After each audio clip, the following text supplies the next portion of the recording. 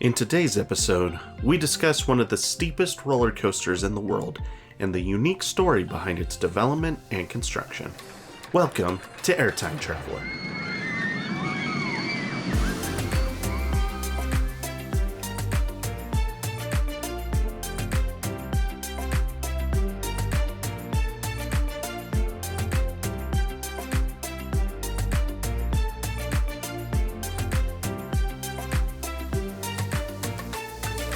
How's it going, everybody? Welcome to the Roller Coaster History Podcast. You are listening to Airtime Traveler.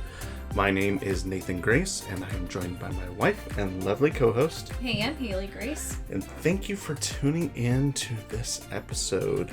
Appreciate your patience with us, as you know, this episode is coming out a few days later than it was supposed to. I guess we can talk a little bit about that at the top of the show here, and got a couple crazy week. Couple things to talk about.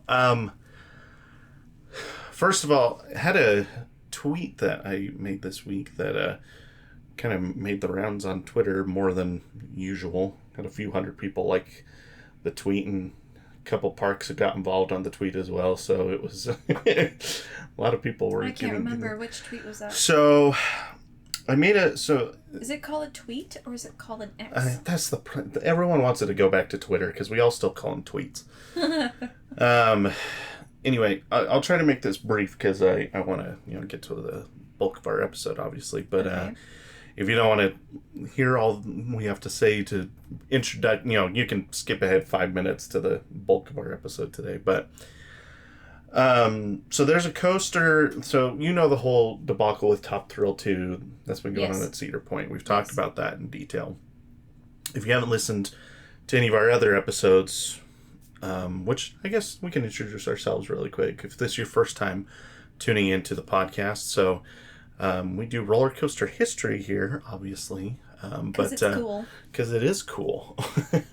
But rather than talk about the history of roller coasters in general, we take one roller coaster and we do a deep dive into the history of that individual coaster. So I am a coaster enthusiast and have been for a long time, and my wife Haley is a member of the GP, or the general public. I'm slowly becoming an enthusiast. I think you definitely know more than the average GP. I'm like on the line. You're like in the middle. I'm in the gray You're like a GP enthusiast hybrid. So I'm here to do the research and tell the stories and histories of these coasters, and she's here to listen and to make me more interesting. So that's how it works here. And we've been doing this for over 2 years now, so that's pretty exciting. Fun. So yeah. But so if you haven't listened to any previous episodes, Top Thrill 2's big roller coaster that just opened up at Cedar Point. It's a conversion of an old roller coaster that used to be open there, and they had to make some changes.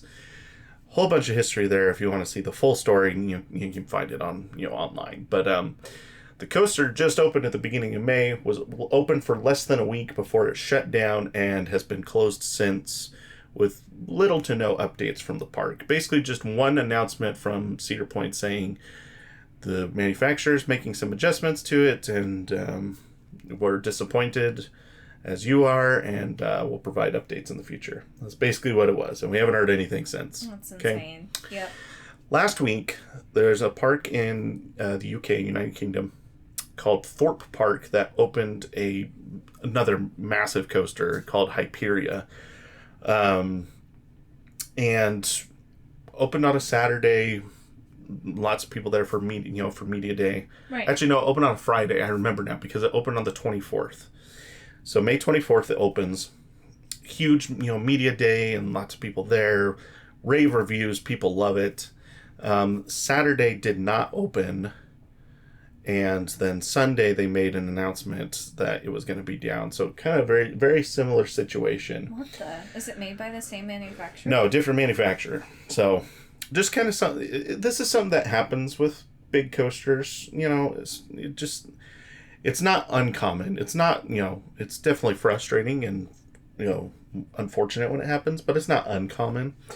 But the difference is Thorpe Park, since that has happened, first of all, apologized. Second of all, provided free vouchers to people that showed up on Saturday when it was, supposed to be open, and then it wasn't. And they've provided multiple updates since then. They've been very transparent about what's going on and when they plan to open.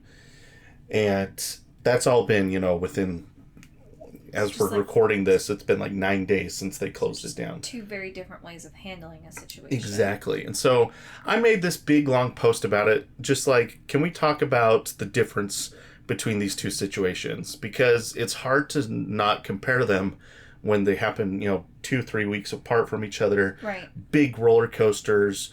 Both had problems, but handled in two completely different ways by the parks. And absolutely.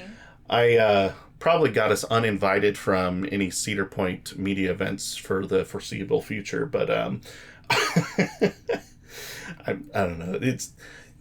If we were going to get invited, it's definitely not going to happen now, but I didn't think it was going to happen before then anyway. But I basically said, I love Cedar Point. I love their coasters, but right now, it just kind of feels like Cedar Point has like this narcissistic view of like, we can do no wrong. Like, whenever something happens, it's someone else's fault. Yeah. Like, we're not going to invite media to our roller coaster opening that doesn't align, that doesn't align with our values. Or that doesn't shine, that doesn't portray us in a positive light. And we're not going to, apologize for this coaster being down. Like, this is the manufacturer's fault. And like, there was you and I talked about that there was some abuse allegations that were going on with their dorms a few years ago, and they really didn't take responsibility for any of that either. It's just like this attitude of like, Cedar Point is the best park in the whole world, and so whatever we say goes. And I don't know. So I made this big spiel about that and talking about how Thorpe Park has just been so awesome about this. Yeah. And like... It's like, I don't know.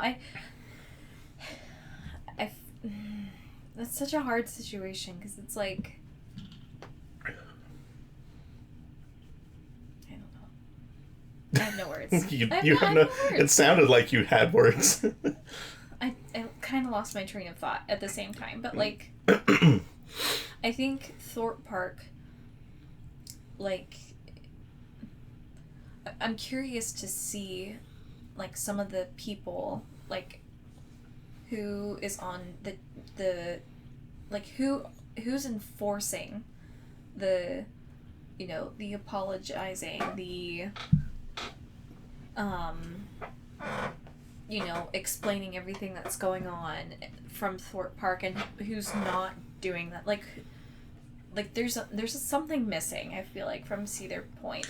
And I don't know where that disconnect is. Is it with the social team? Is it with HR? Is it with leadership at the park? That's what I'm saying. It's like, I feel like I wish I knew who was leading this whole our park is the best park in the world kind of thing, and it's not like they're outright saying that. I'm just saying some of the attitudes saying, like, they've had to some of these allegations have been. I don't know.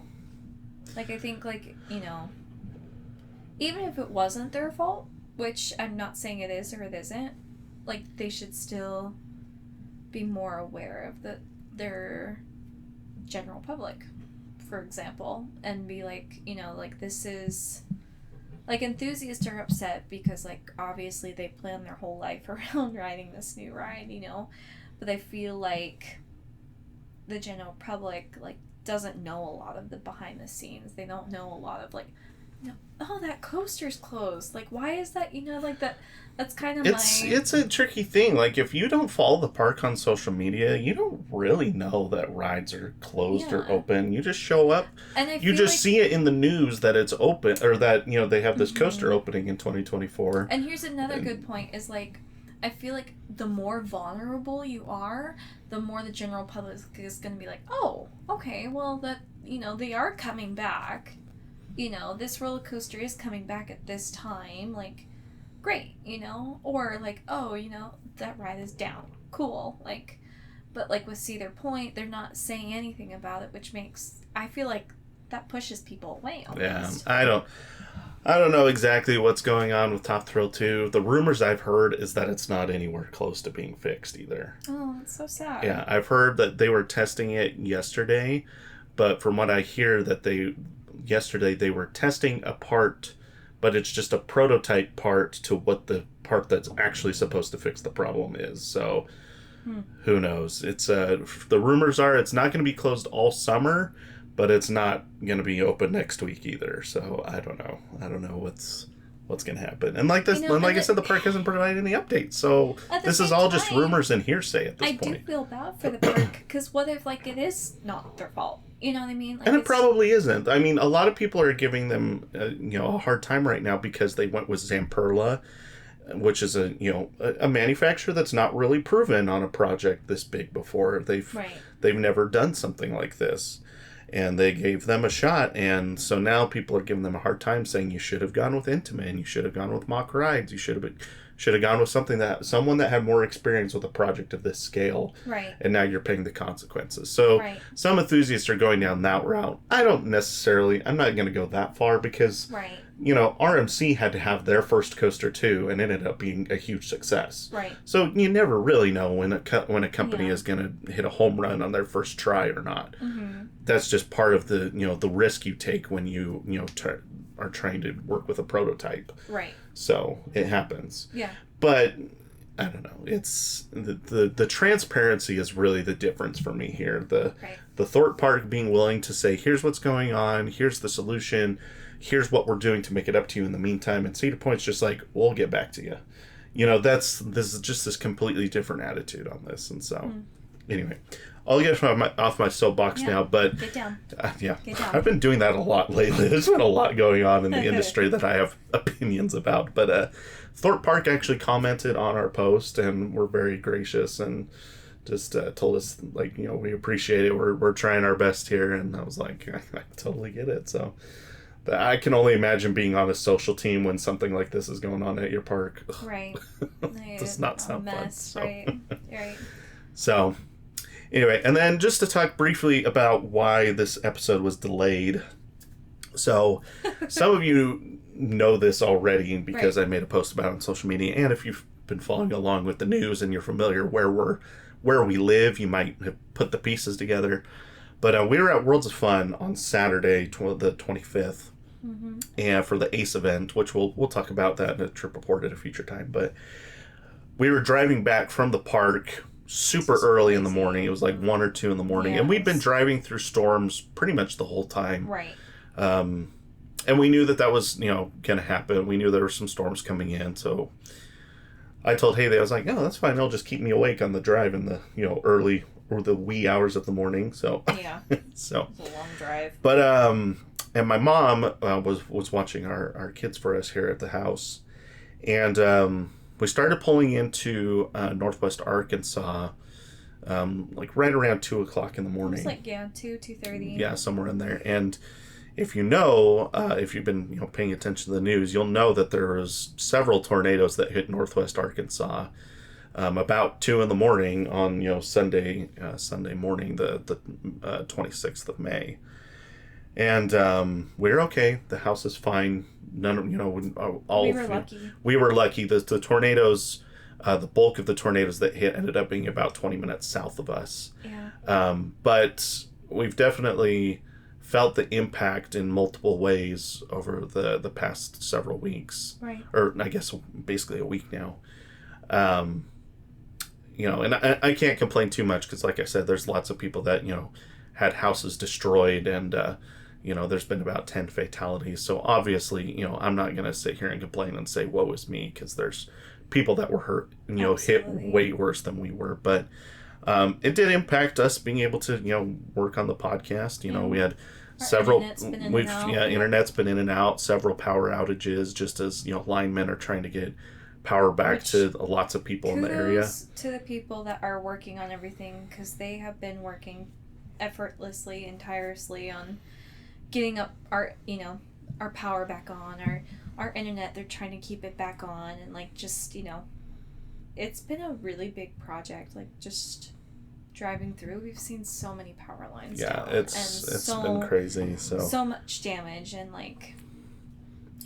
I huge shout out if there's any first responders or, linemen out there, we're so grateful for you guys. We know how hard your job is. So yeah, it's been a humbling experience the past week. When I was a teenager, because I grew up in this area, and when I was a teenager, there was a massive tornado that hit Joplin, Missouri, which is about 45 minutes north of here. And I went with a church group to help with the cleanup of that event, and it's that was one of the most humbling experiences. And we weren't hit that bad, not like Joplin was. That was absolutely devastating when that tornado hit Joplin. But I mean, we've it's the closest call we've ever had to a tornado here in the where I grew up. And so it's it's been humbling to see people that I've known my whole life have houses get destroyed, and just trying to help others with the situation that they're in. And but anyway, so appreciate you being patient with us as we've dealt with that over the past week. And like I said, obviously affected other people way more than it affected us, so I can't complain. But just appreciate you being patient with us as we've kind of dealt with the aftermath of that situation. Right. But like I said, we're good. Our family was completely safe. Our house was untouched, so we are very lucky. So 10 minutes from us, there's fences that are down, and it was really and then bad. 20 minutes from us, there are houses that have got trees through them. So it's are destroyed. it's a completely different story. Not that far from our house, so we are very blessed, very lucky. So, well, with all the drama and natural disasters out of the way, why don't we talk about some roller coasters? Yeah. Huh? Okay. Here we go. So, it's Lagoon time at Airtime Traveler. As many of you know, we just did our Lagoon trip report, finally. No big deal. Only took us 10 months. Really, only took me 10 months, but... I was just sitting here. You're just waiting. I saw pretty. I saw someone commented on the podcast on Spotify and said, "It's here." I thought that was really funny. I was like, "Yep, it's taken a while." It took way too long, but so today is our very first Lagoon episode, so it's very exciting. So I figured, why don't we just go big or go home when we're talking about Lagoon, right? So we're going to talk about Cannibal at Lagoon, the big one, the one everybody talks about when we're talking about Lagoon. You know which one this one is? It's the one that has like the really big elevator tower. And Yep. The one you can see right off the highway. Yep, that's the one. So Cannibal at Lagoon opened in 2015 at a cost of $22 million, 2,735 feet long, with a 208 feet tall, top speed of 70 miles per hour. That's a fast coaster. So average 2023 wait time. I don't have one because Lagoon doesn't post wait times. So, but from what I understand, generally speaking, 30 to 45 minutes is pretty normal. Weekends, it can obviously get up to 2.5 hours, but generally speaking, you're in the 30-minute ballpark, which isn't too shabby. So, yeah. In the CoasterBot rankings, it ranks at number 50 in the country. Wow. Yeah, ranks below coasters such as Lightning Run at Kentucky Kingdom, Joker at Six Flags Discovery Kingdom, and Jersey Devil Coaster at Six Flags Great Adventure. Any of those? Yeah, well, you haven't been on any of them, so that makes sense. Ranks above coasters such as Gale Force at Playland's Castaway Cove, Monster at Adventureland, and Fahrenheit at Hershey Park. You know that one. There you go. 1 out of 6. That's not bad. Whatever. At Lagoon, it ranks first. Number 2 is Wicked, with Colossus coming in at 3, Roller Coaster at 4, and The Spider at 5, followed by Jetstar 2, Bombora, Wild Mouse at 8, and The Bat coming up at 9. And then I think 10 is Puff. Was it Puff the Magic? No, it's Puff the Little Fire Dragon, I think is what we remembered it's called, the little kiddie coaster there. I don't know. So... I didn't go with you, Nate. I know, but we talked about it in our trip report last week, so I couldn't remember if you remember. But I'm pretty sure it's a crossover between Puff the Magic Dragon and Colossus the Fire Dragon. So I think it's Puff the Little Fire Dragon is what the little coaster there's called. So, review of the name. I think it's I think it's a solid name. I think when I first heard the name, I'm like, that's a little dark for a coaster name. But when we get to the park's description in a second, you'll understand why they went with that name, and it makes a little bit more sense when you understand their thought process behind the name. But Okay. but yeah, just when you first hear it, my first thought was like, that's kind of dark. Like, It is kind of dark. But yeah, like I said, the description makes more sense. So solid logo too. I mean, nothing crazy, just a nice symmetrical logo, which I appreciate. I'm not a fan of the A's. Really? You don't like the A's? I like something that's clear. So you think it's a little too hard to read? Yeah. At a glance? Yeah. That's fair. So. But that's my only complaint. I think it looks good. I like the paint, like the color scheme of it. Yeah. So. Review of the paint scheme. It's a good paint scheme. The red is very visible from the highway, which I think is probably what they were going for. Mm-hmm. Nice red coaster is always very striking. I wish they would do something to hide the elevator a little bit better. That's funny. I was actually going to ask you what your thoughts was on the tower. Yeah. Because there's definitely mixed reviews on the tower. It's not like when I first see it, you don't think coaster, and I just feel like because it's such a cool coaster, like they should hide the tower and make the coaster track more the appealing factor of it. I mean, the good news is the coaster track is all on the front side of the tower, so as you're driving by on the highway, the actual track of the coaster is kind of what's more visible. From the inside of the park, yes, the tower is kind of more, right, more eye-catching than the actual coaster track, but from the highway, at least, they designed it in a way that from the highway it looks better, which I think was done on purpose. So the tower is interesting. There is some slight thought process here. It's hard to tell in this picture, but these are like wooden beams that have been cut at an angle almost to give it like a log cabin type of look to it. So there's some slight theming elements done to the tower. Probably not enough, but it is what it is. So definitely more theming elements on the actual landscaping around the coaster track than the actual tower, which is interesting. But anyway, we'll talk more about the tower later. All right. We don't necessarily need to talk about the trains, because the trains there's not really any theming to them. They're just kind of a red train, but the way they're designed, there's really not a whole lot you can do to actually design the train. It's really just kind of seats on a platform. So, I mean, which is nice because it gives a more open feel, which I think is what they were going for, but just doesn't leave a lot of room for theming elements, which is fine. So, here's the park's description of the coaster. Oh boy. Cannibal lifts riders 208 feet and plunges them into a 116-degree beyond vertical freefall into an underground tunnel. Cannibal is Lagoon's most thrilling ride, including a 140-foot-tall inverted loop and water feature. Riders travel up to 70 miles per hour over 2,735 feet and through 3 inversions. The custom mega coaster is unlike anything in the world and will eat other coasters in their tracks.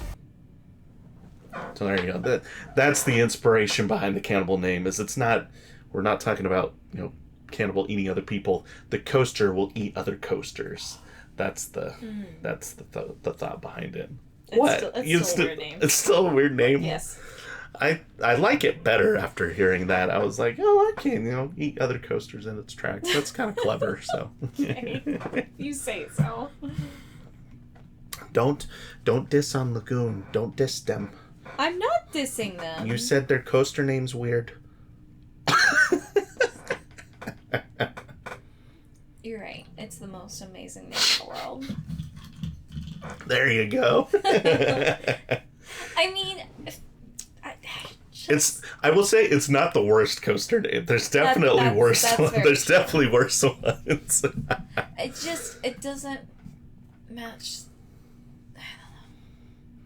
I don't know. I wish they would just explain that in a queue or something. Because when I look at a coaster and I see it named Cannibal, I'm like, what the heck? It is difficult Does when that make the sense? name you have for something requires some explanation. Right. Because not everybody is going onto the website and reading this like we are. Like, as a general public, I'm like, you just hear Cannibal and you're like, whoa, man, that's a little aggressive. Yeah. So, customer reviews.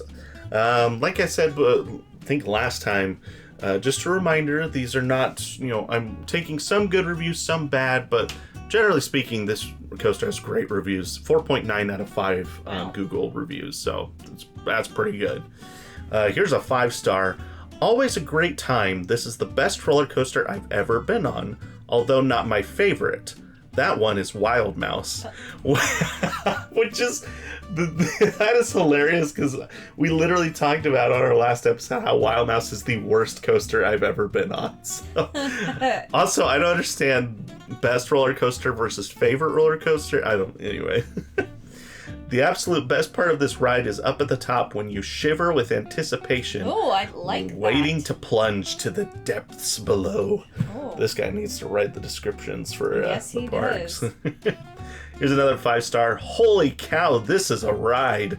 Words cannot explain the experience. You just need to go on it. Lines move fast, and they have free lockers to hold your stuff, which is true. I gave Lagoon props on that last week. The free lockers is a nice touch. 5 stars. This ride is amazing, terrifying, and fun. That's a good review there. Yeah, I can agree with that.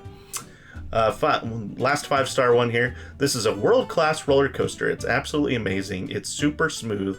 Restraints are only lap bars, which allows you to feel more free during the ride and also prevents you from having your head bang into the over-shoulder restraints, which is common on other roller coasters. For sure. Obviously, by now, we can tell this person is an enthusiast like myself, talking about over-the-shoulder restraints. The Beyond vertical drop is thrilling, and the rest of the features are cool. The lagoon roll through the waterfall is definitely my favorite part. Feel like you're going to fall out of your seat, and it's awesome. I think that's another enthusiast sentence right there. You feel like you're going to fall out of your seat, and it's awesome. Where some people would be like, you feel like you're going to fall out of your seat, and I hate it. You know what I mean? It's not safe. Exactly. This coaster is completely custom, so if you get the chance to ride it, do it. Lagoon is the only park in the world with this coaster and track layout. So there you go. Mm-hmm. Here we go. Here's what the bad. 1 star. Fun ride, but my experience has totally been diminished by the lack of caring customer service. If Six Flags ever decide to put a park in Utah, they would put Lagoon out of business. Again. We've talked about this before. I know, you know my feelings. Well, also, he doesn't explain the lack of caring customer service. He just leaves it at that. I also like that if Six Flags ever put a park in Utah, like they would ever do that. Six Flags would never. No. 1 star. Website says it's open. We drove all the way here and it is not open. That's unfortunate. 1 star. They don't let you in. You have to pay $20 per guest for the roller coaster. No. I don't know. I'm confused on that one because I'm like, this is not a pay per ride attraction, so I don't know what's weird. Going on there. 1 star. Lines were way too long. The best rides in the park have the longest lines. That's how it works. Yeah. That's amusement parks. This one, I don't understand this one at all. 1 star, and it's just emojis. Thumbs down, thumbs down, thumbs down, thumbs down, thumbs up. I want to see this person's brain.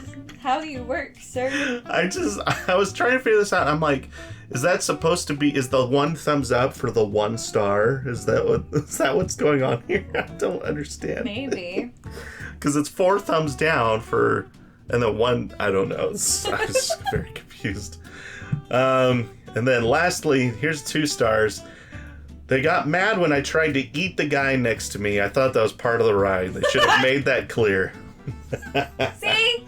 That's there funny. you go. Kudos to you, sir. That's funny. Gold star for your review. That was amazing. I really liked that one.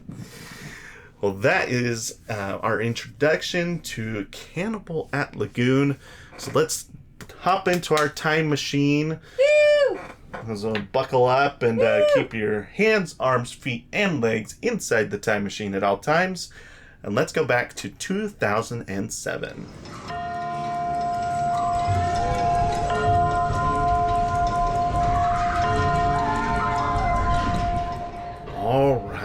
June 2007. So we're going to be at Lagoon for a lot of today's episode, which is fine. It sometimes happens with our episodes. We kind of just stay at the park the whole time. So June of 2007, Lagoon would open a brand new steel coaster, Wicked, which we'll do an episode about this coaster in the future. But the history of this coaster is kind of inherently tied to how Cannibal comes to be. So got to talk about Wicked for at least a little bit here. So we talked about this coaster during our trip report, but it's the only coaster with a vertical launch in the United States. So kind of a unique coaster in that sense. And just looking at the coaster, it looks very similar to Cannibal, actually, which is kind of interesting. Just the way like the trains are designed and the track and different things. So Wicked was initially designed by Dow Freeman, which this is the only picture I could find of him, so it's kind of blurry, but you can see he's standing next to Wicked in this picture. So now Freeman was the park's in-house engineer, and he used to work for Aerodynamics as their director of engineering back in the 80s and 90s. So we talked about Magnum XL200 a few episodes ago. Mm-hmm. He actually helped with that project and some other popular coasters at the time. He left Aerodynamics prior to their bankruptcy in the early 2000s, and he started working for Lagoon. And that actually makes sense because Aerodynamics was based out of Utah. Their corporate office was in Clearfield, which is only 15 minutes north of Lagoon. Okay. Which is actually interesting because Lagoon has no coasters from Aerodynamics. So it's just kind of strange that Aerodynamics was 15 minutes away and they never worked together. So I don't know why that is how it happened, but anyway. So Freeman leaves Aerodynamics and he comes to work at Lagoon as their head engineer. Let's see. So Dow Freeman designs this coaster. Lagoon just needed a manufacturer to kind of bring his design to life. Okay. Mm-hmm. So they ultimately chose a company by the name of Zierer for the project, which we've done a lot of episodes before. You've probably never even heard me talk about Zierer before. Never heard of that one. So Zierer is a known manufacturer in the industry, but they're mostly responsible for family coasters. So I think the only Zierer coaster I've been on, actually, I may have been on, I actually can't think, I think Air Grover at Busch Gardens Tampa that I went on a few weeks ago. I think that's a Zierer family coaster. Got it. Yeah, I know. That's an important credit I picked up while I was at Busch Gardens. But I think also Pony Express at Knott's Berry Farm, I'm pretty sure, is a Zierer launch coaster.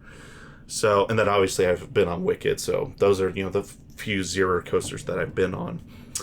Now Lagoon had a lot of local partners that they wanted Zierer. So this was Zierer's first large scale project since the 80s. Like they really hadn't done a whole lot of big stuff like this. Okay. So kind of similar to the Top Thrill 2 situation we were just talking about with Zamperla. So a little bit interesting, but so Lagoon had a lot of local partners that they wanted Zierer to work with on the construction, and some of them they did, but Zierer was adamant that they would fabricate the track and the support structures.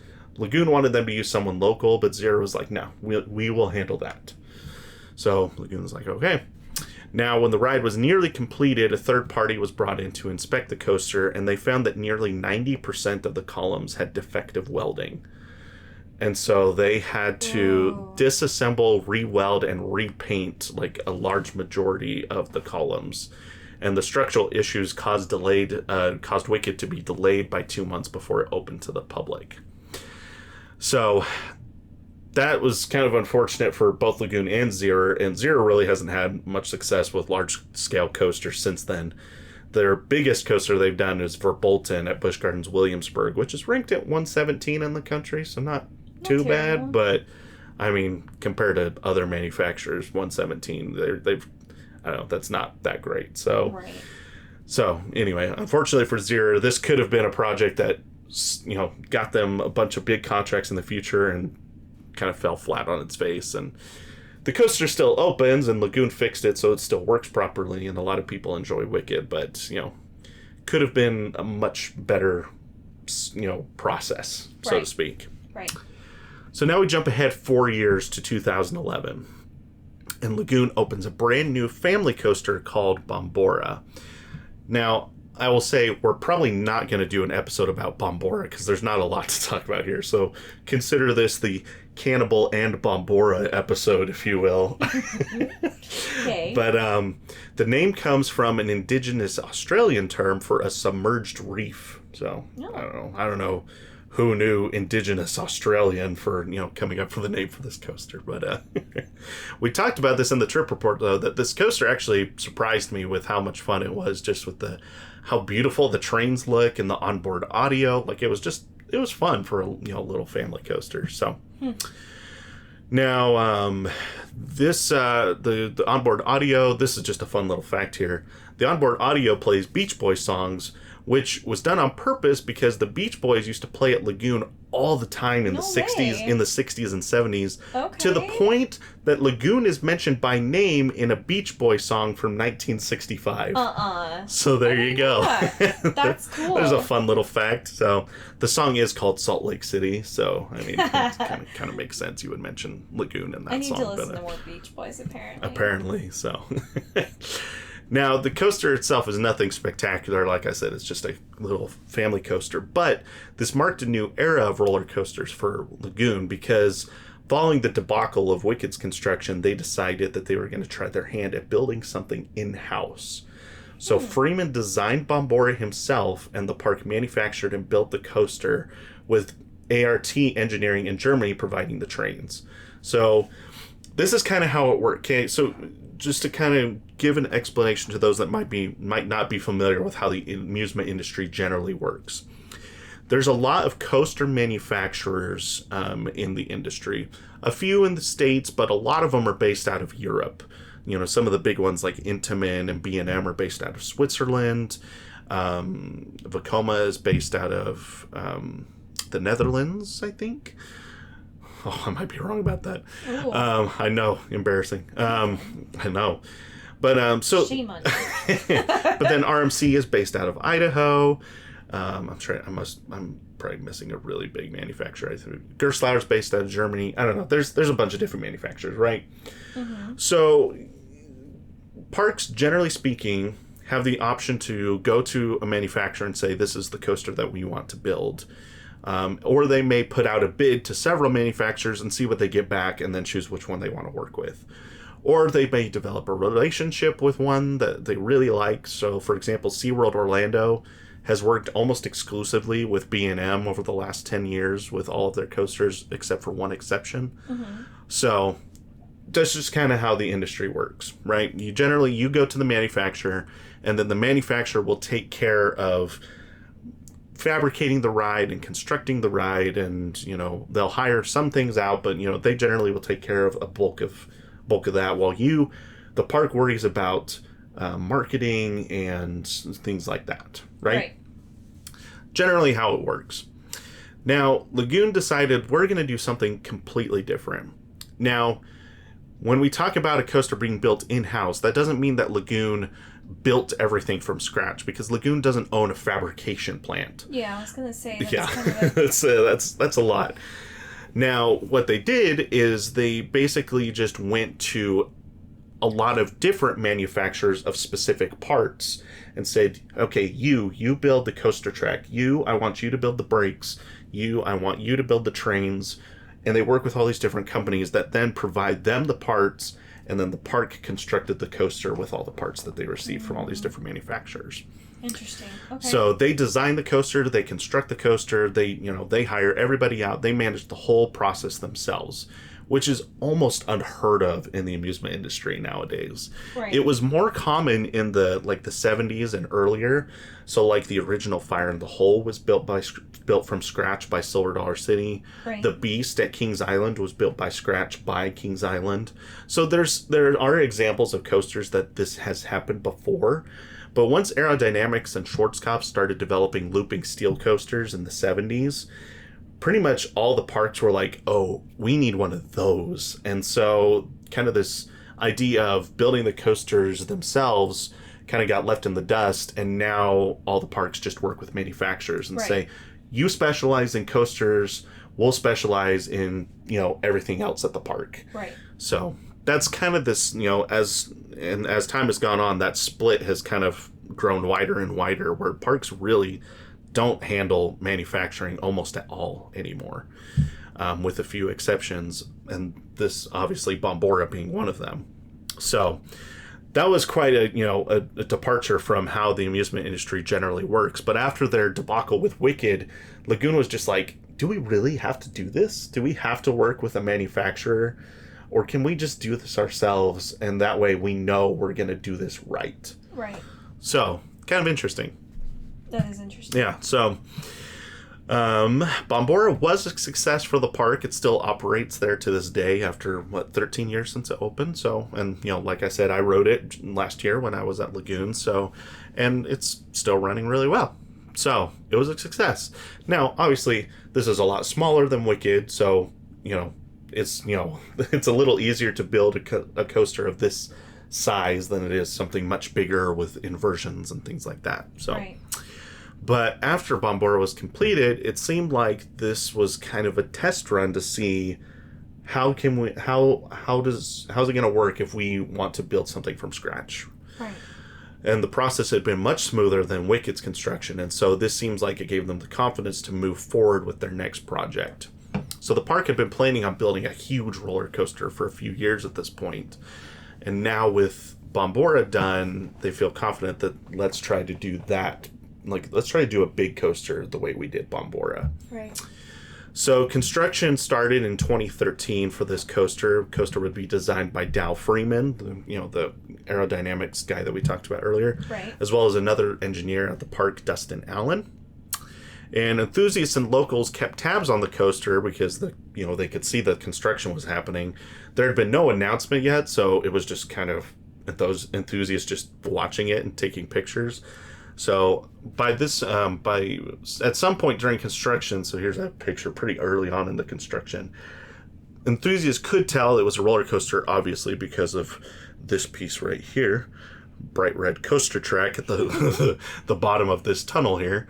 Surprise! So they could tell, oh, okay, this is a roller coaster. So at that point, they knew it was a roller coaster, and rumors had that it was going to be a huge coaster. But that was really all anybody knew. So they started building this. The next thing that they really built first was the tower, actually. So here's some pictures of the tower prior to really any of the coaster being there. So you can just kind of see that that's what they started with here. Enthusiasts had mixed feelings on the tower, with some just excited to have a new coaster. So it's like, whatever, I don't care. It's a big coaster. I'm happy. Right. But others said it looked ugly and hideous. And this was a quote I found on a forum board. It said, one enthusiast referred to it as, quote, a really tall outhouse. Which, unfortunately, I can kind of see that. with the slanted roof if you look at the side profile here with the slanted roof, I mean, yeah. Kind of.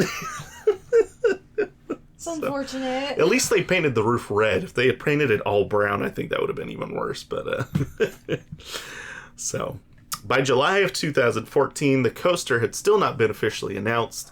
Enthusiasts were just calling it Lagoon's vertical lift coaster, because it seemed like that's what the tower was going to be some type of vertical lift. That's right. Pretty much all they knew. So finally, after 2 years of construction,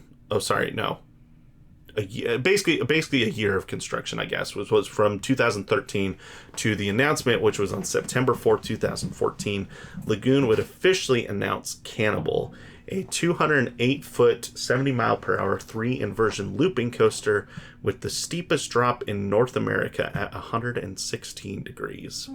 So here's some early renderings of the ride. The track is yellow in these renderings, which is kind of strange. That's strange. I think it may be, rather than it actually being like this was the original color we had planned on, I think it just might be how the design program spat out the graphics, because you can see like some of these supports are pink and blue. Like, right.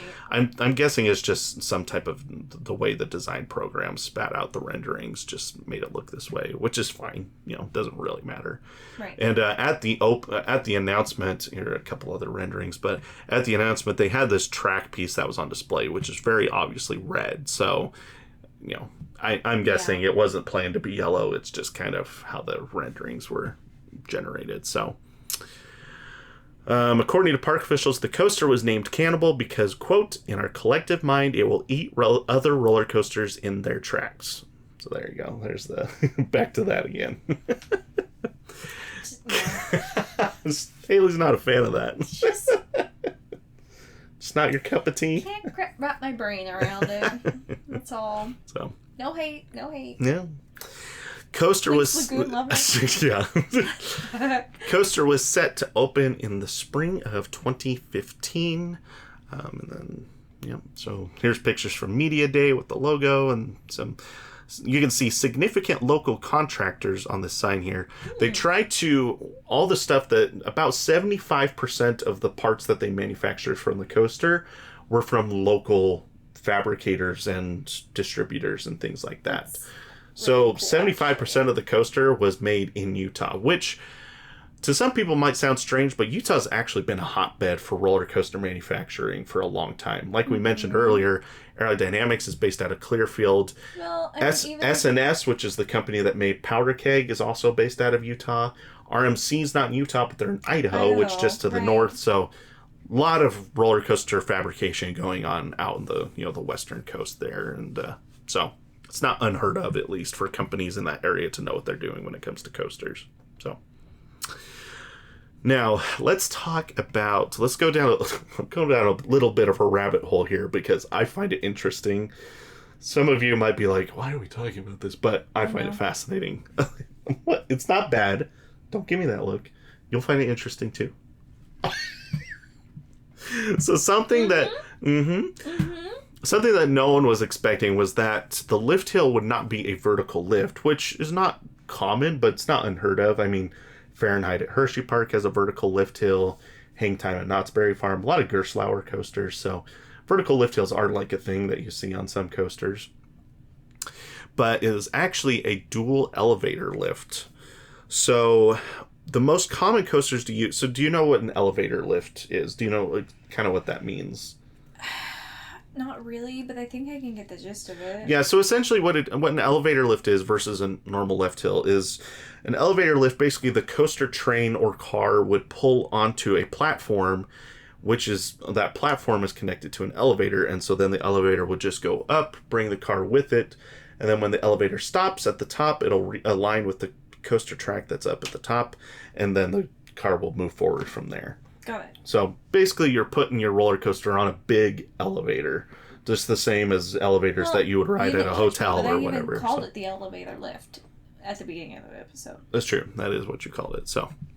Come on, you should have been impressed with me. I know, yeah. You predicted it. I didn't predict it. I knew it. You told me this. Did you remember from our trip report? Yes. High five. I'll give you kudos for that. Yes, thank you. You better give me kudos for that. So, now, elevator lifts are most commonly found on Intamin's water coasters, such as Divertical at Mirabilandia, I think is how you pronounce the park's name. I know, that's quite a mouthful.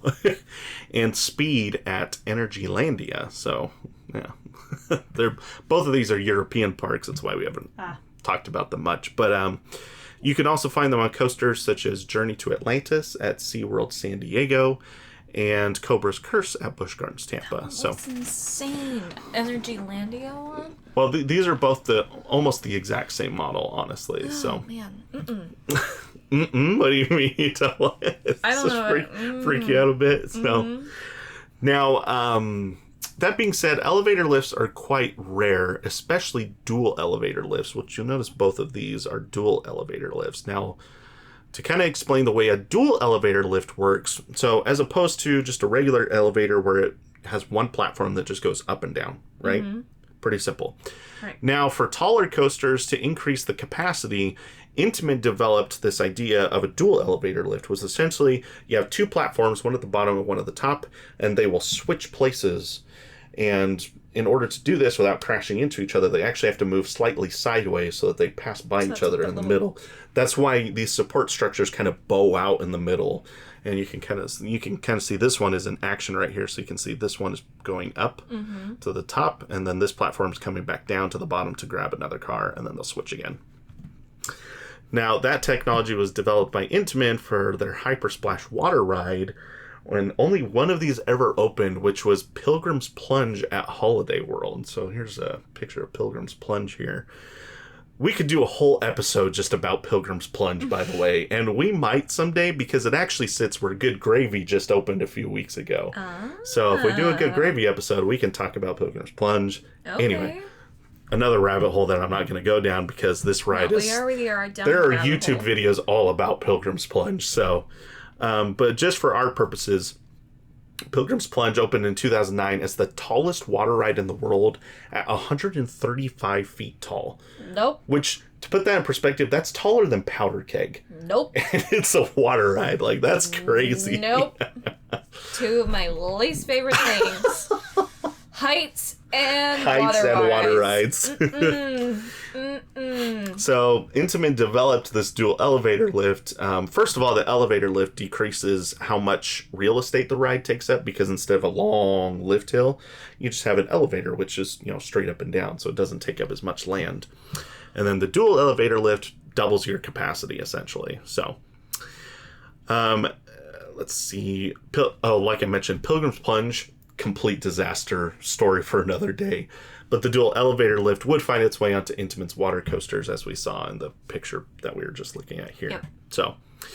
So Dal Freeman at Lagoon almost certainly took his inspiration for Cannibal's lift hill from Intamin's design, because it's identical. So you can see, here's a picture of the inside. So this is looking up the elevator shaft in Cannibal. Mm-hmm. You can kind of see how the track bows out the same way. See other elevators?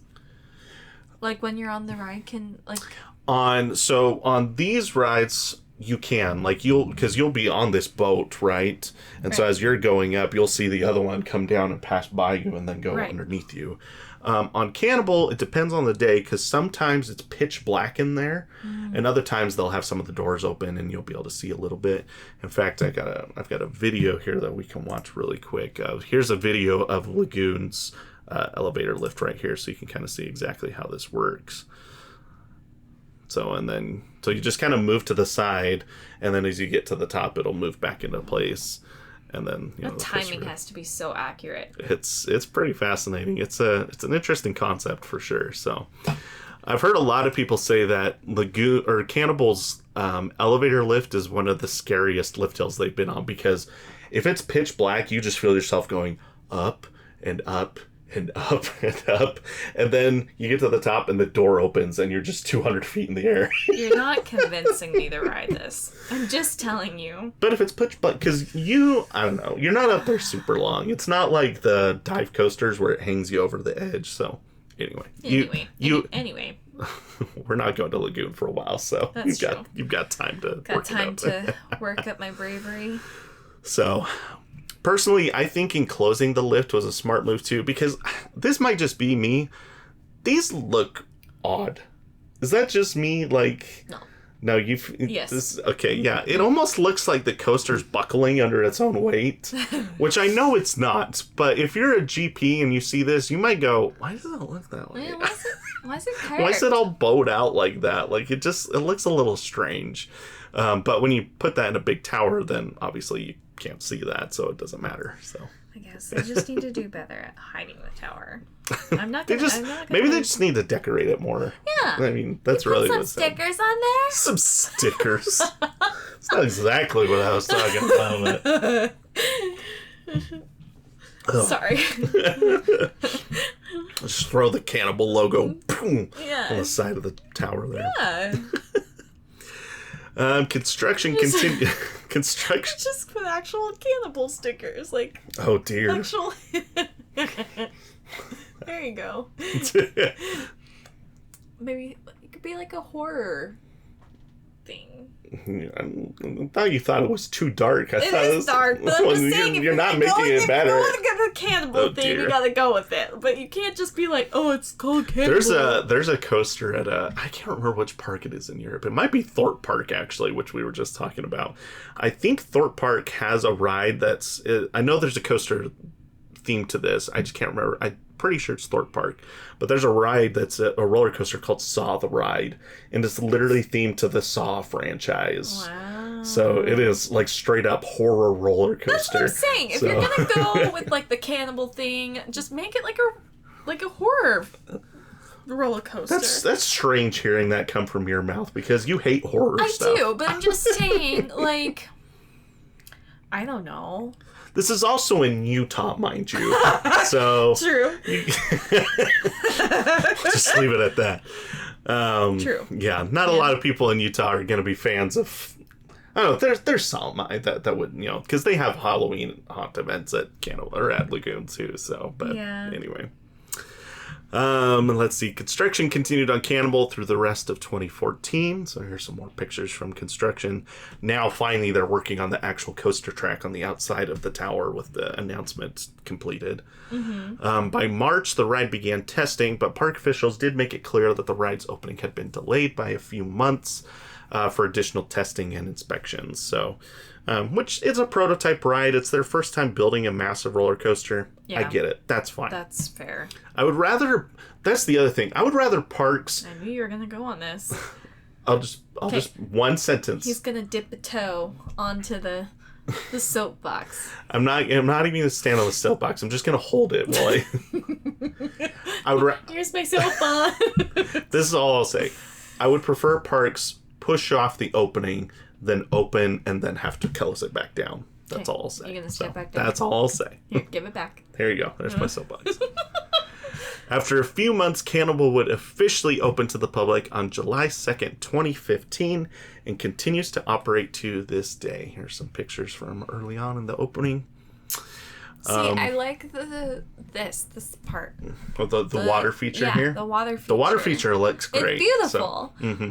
Why can't they do something with that? I don't know. Probably how expensive it would be to build something that tall. Just paint it. Just paint it. Put something on there, please. Haley hates this tower. I just think it's boring. The ride experience is as follows. Riders depart the station and make a right turn into a themed indoor area where the sound of a war horn and drums can be heard. The passage gets darker as riders enter the elevator lift. After locking into place, the train travels up the 208-foot elevator in near pitch black. Arriving at the top, a door will open, revealing a beautiful view of the Salt Lake Valley before riders crawl forward and dive down the 116-degree, 208-foot drop. The train shoots through a tunnel at 70 miles per hour and into a 140-foot tall Immelman. Riders will then ascend directly into a dive loop and then a small airtime hill before going through a big overbank turn to the left. After ascending another hill, the train turns left past the tower and into the mid-course brakes. After another left turn, riders enter the one-of-a-kind Lagoon roll, a slow 270-degree roll to the left before flipping you back 270 degrees to the right. After a downward turn to the left, the train enters a downward helix to the right through another tunnel, and after exiting the tunnel, the train hits the final brakes. Okay, pause. Okay. When I know I saw you earnestly wanting to ask a question. Mm-hmm. Okay.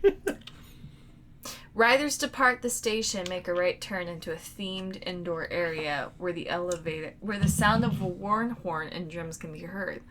What the heck? What kind of storyline is going on here? There's no. That's all the storyline there is. Is just the. Okay, so like they name it Cannibal. Mm-hmm. But they have war horn and drums. Mm-hmm. That does not add up. Why not? Cannibals are not. Oh, we're going to war and drums and... Have you ever met cannibals before? I don't want to meet a cannibal. See, we have no idea. Maybe they are like that. I've never met one either. I can't say. I feel like if you're gonna stick with the theme, I'm such a theme person. If you're gonna go with the theme, like they have a pretty water feature, but it's named Cannibal, but it's a war theme. Like they are busy over here with this theme, and I'm like, you gotta. I like how opinionated Haley is about this coaster that she's never been on. All right, you know what? Continue. I won't make any more comments. It's just funny because I feel like you're ever as opinionated as you are tonight, which is fine. I want you to share your opinion. It's just I'm not used to it because you're usually not as opinionated as you are tonight. So well, you're feeling spicy tonight. I'm one feisty human being today. I'm so feisty. Give me that microphone. Mm-hmm. So. Oh, while the wait for the coaster was certainly a long one, the reception was incredible. Enthusiasts praised the ride for being smooth, intense, and completely unique. So, let's talk about the first drop, which is obviously the defining feature of the ride. I mean, it's the one thing that as people are driving by Lagoon on the freeway, like if you've never been to the park, you'll look over and you just see this coaster that dives out of a building and then literally flips underneath itself. Like most people have never seen a coaster that does that before. Crazy. And so, especially in Utah where there's only one amusement park. So it's extremely eye-catching, and I think that's exactly what they're going for. Now, beyond vertical drops are not unheard of. Oh, here's a better view of that vertical drop from the side, or beyond vertical drop. Like this view right here is just insane. Just looking at this drop from the side profile here. So it's awesome, though. It's so much fun. Now, your definition of fun and my definition of fun are two very different things, my love. Beyond vertical drops were not unheard of. In North America, there's currently 20 coasters with a beyond vertical drop. Before Cannibal opened, the steepest drop in North America belonged to Steel Hog at Indiana Beach, with a drop of 111 degrees. There were several other coasters that feature drops of 97 degrees, such as Fahrenheit at Hershey Park, which we were very familiar with. Mm-hmm. And then, now while Cannibal did have the steepest drop in North America, it did not have the steepest drop in the world. That record belonged to Dakabisha at Fuji-Q Highland in Japan with a 121 degree drop. So here's Dakabisha right here with its 121 degree drop. That's crazy. So now Cannibal did have one distinction that to this day separates its first drop from any of these other coasters. Okay. So Takabisha, 121 degrees, 141 feet tall. Steel Hog, 111 degrees, 96 feet tall. Fahrenheit, 97 degrees, 121 feet tall. Cannibal, 116 degrees, 208 feet tall. The biggest difference here is just the sheer size of Cannibal's drop. It's not as steep as Takabisha, but it's 60 feet taller. So that's just, it's crazy. And to this day, Cannibal holds the record for the tallest beyond vertical drop in the world by 2 feet. Wow. So the coaster that almost broke that record is actually Iron Gwazi at Busch Gardens, Tampa. But that only has a 91 degree, so it's just barely beyond vertical. So, I mean, it's not that impressive, but yeah, and that one's 206 feet to 208 feet on Cannibal. So there you go. Now, another popular feature of Cannibal is the fact that the coaster only utilizes a lap bar, which you can see in this picture here. No over-the-shoulder restraints. We mentioned this in the customer reviews earlier, so that makes a big difference, especially when we're talking about extreme airtime going over a beyond vertical drop. So all the other coasters we just talked about, Takabisha, Steel Hog, Fahrenheit, feature over-the-shoulder restraints. Some more comfortable than others, like Fahrenheit's don't bother me at all, but from what I've heard, Steel Hogs are terrible. They're so strange. Can we see it in this picture here? Yeah, kind of a little bit. You see there's these shoulder pads that are up here, and when you get in, they just push them down, and then they sit here, but they don't even come all the way down. It's just like a little thing that just sits here like this. Weird. It's very strange, and I've heard they're not comfortable at all. So they don't look comfortable. No, they don't. So Fahrenheit's not bad. Takabisha, I've heard mixed opinions on some of the I've been on one Gerstlauer coaster with the over-shoulder restraints, and that was Mystery Mine at Dollywood, and they're not terrible, but they're not great.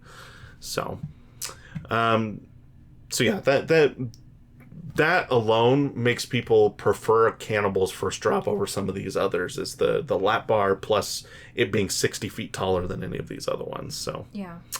2 weeks after the coaster opened, Dow Freeman announced his retirement, with Cannibal being his final contribution to the amusement industry. So that's a... Yay. What a way to finish. Yeah. It's impressive. Good on you. Good on you, Dow. Despite the coaster receiving great reviews, it seems like the coaster didn't receive much attention from the Golden Ticket Awards. That's depressing. Which I think so. So I'll just read this. So 2015 did not receive any votes for Best New Ride of 2015, which is crazy. Didn't even make the cut for top 50 coasters or top 50 steel coasters. 2016, it finally made the top 50 at 42 and then jumped up to 32 in 2017.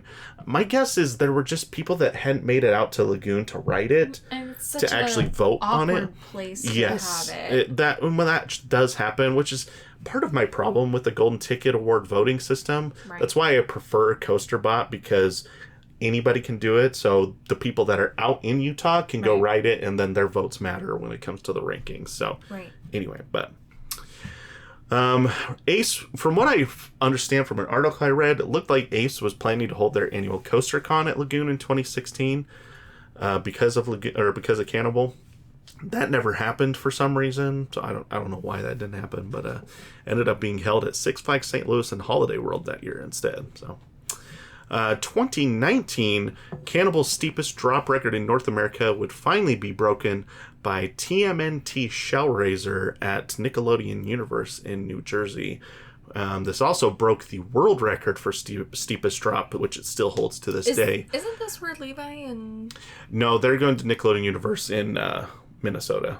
So this is its sister park in New Jersey. So got it. But with the steepest drop in the world with an angle of 121.5 degrees. So there you go. But also... still 141 feet, so Cannibal still holds the record for the tallest beyond vertical drop record. And also, Shellraiser, as you can see in this picture, still has those nasty over-the-shoulder restraints. So a lot of people still say that to this day, Cannibal has the best beyond vertical drop in the world. And if you look at the CoasterBot rankings for all these beyond vertical drop coasters that we've talked about so far, it tells the same story. So... these are worldwide rankings. We usually just look at US, but since we have Takabisha in here, I did worldwide rankings. So 475 for Steel Hog. Shellraiser comes in at 247. Fahrenheit at 187. Takabisha at 145. And then Cannibal comes in at 105 worldwide. So it's the highest ranked out of all these, beyond vertical drops that we've talked about. So that's very, very interesting how much difference... that extra 60 feet obviously makes a difference, but I mean, that lap bar makes all the difference in the world too. Right. So kudos to Lagoon for figuring out a way to make that more comfortable than some of these other coasters. Now, Cannibal's success gave Lagoon the confidence that they could build any coaster they want, and they didn't need a manufacturer to do it for them. I got this. I don't need no help. So soon after Cannibal opened, they began design work for their next coaster, which was Primordial, a shooting dark ride roller coaster hybrid, which, first of all, is a fascinating concept in and of itself. Concept, yeah. That would take around 8 years of planning and construction, but once again, the park took charge of the project and constructed everything in-house.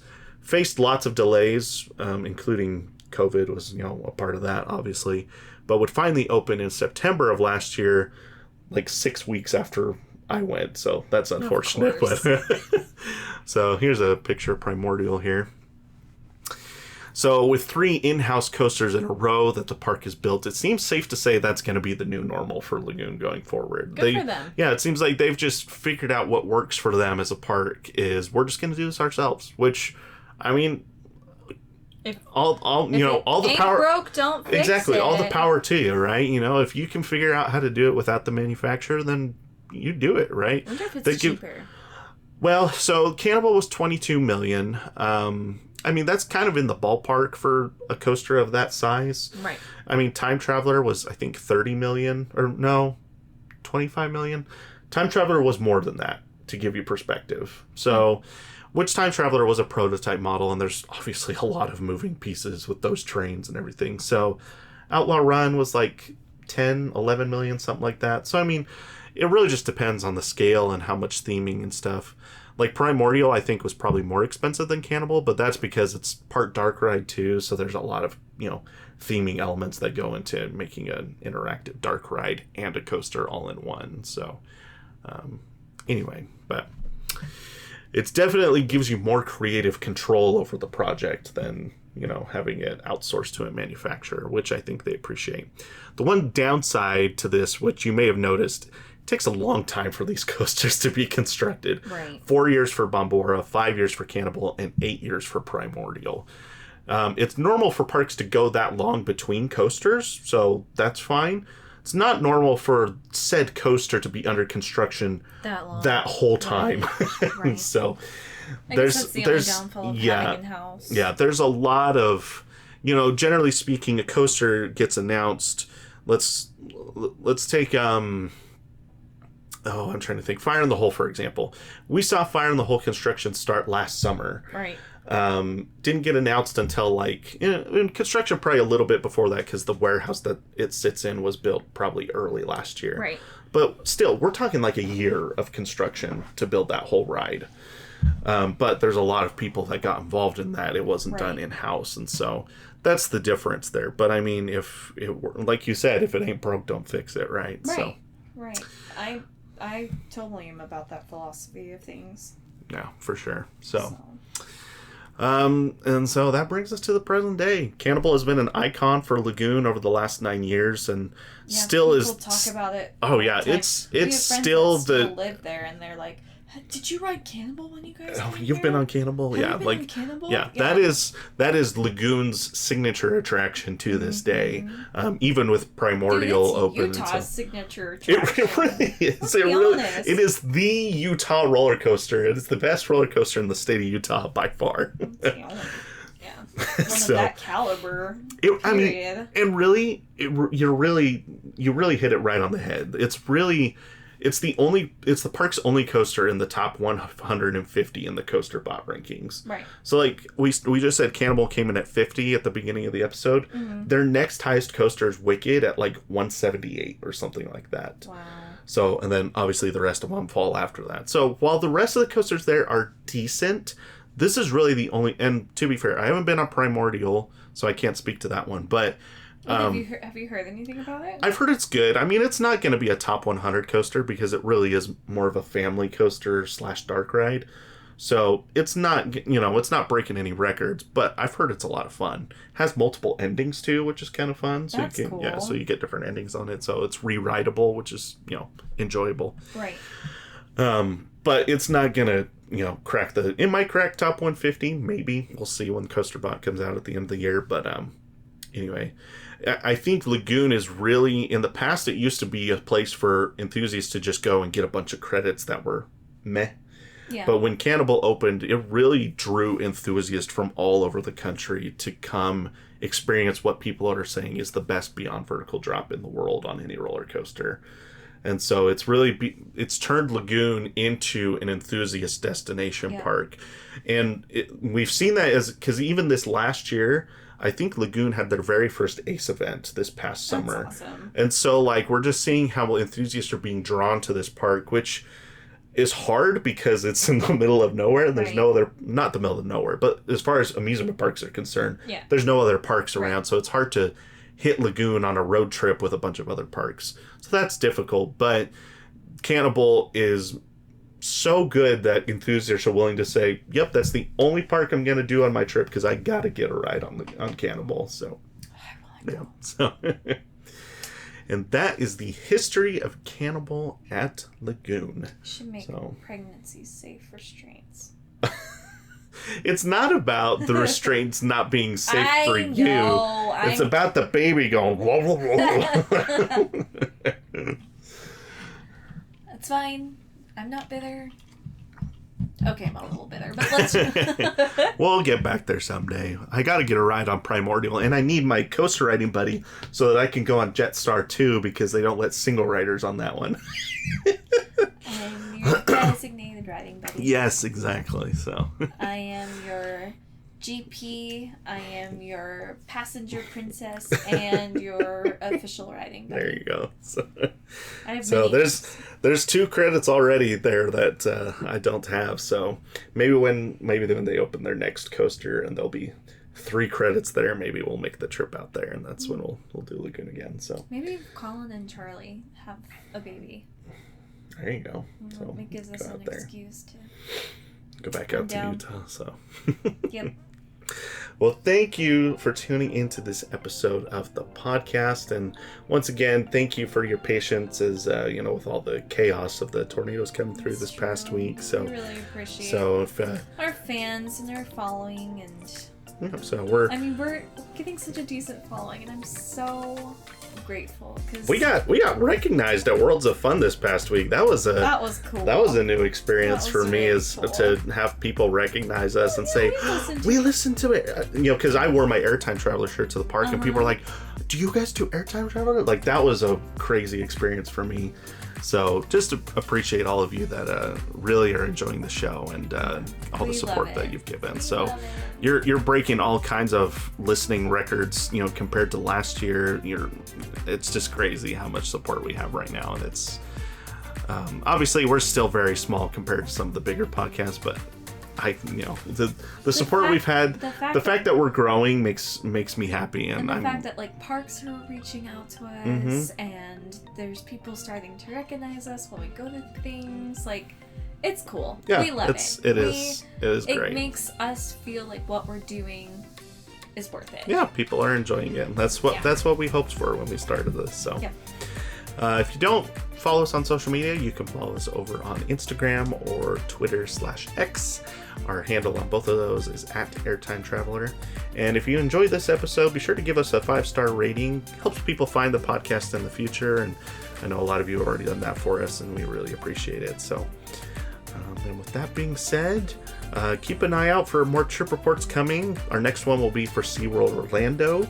And then we've got another episode coming out in a couple weeks, so lots of exciting stuff going on. So we're excited for the rest of the season to continue and keep visiting parks, keep bringing out trip reports, and lots of fun stuff. So absolutely. Well, thank you for tuning in to this episode, and we will see you all in the next one.